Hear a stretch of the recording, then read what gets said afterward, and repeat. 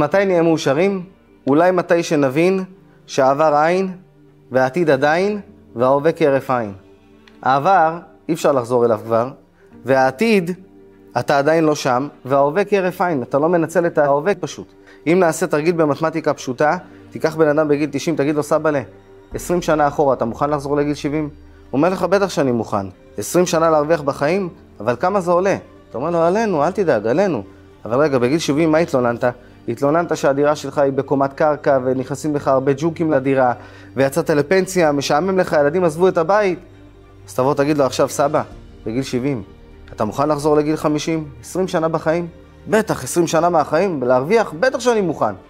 תגיד לו, אבל רגע, בגיל 50 אתה התלוננת, הילדים משגעים אותך, מתי הם כבר יצאו מהבית, מתי יוצאים לפנסיה, ואני בקומה רביעית בכלל גר, קשה לי. ואז אתה בא אליו בגיל 50 ואתה אומר לו, סבא, אתה מוכן לחזור לגיל 30? להרוויח 20 שנה בחיים? הוא אומר לך, בטח שאני מוכן לחזור לגיל 30 בחיים. 20 שנה בחיים? רק כמה זה עולה? ואתה אומר לו, עלינו, הכל עלינו. אבל רגע, בגיל 30 מה התלוננת? בדיוק התחתנת והתינוקות צורכים, ומה עם העבודה, ומה אני אעשה, ואיך אני אעשה?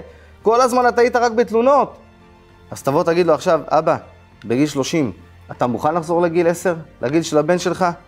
ככה להיות תחת המעטפת של ההורים, ללכת למסגרת ללמוד? הוא אומר לך בטח, 20 שנה בחיים, רק כמה זה עולה? אתה אומר לו, עלינו, תחזור לגיל 10, הכל בסדר.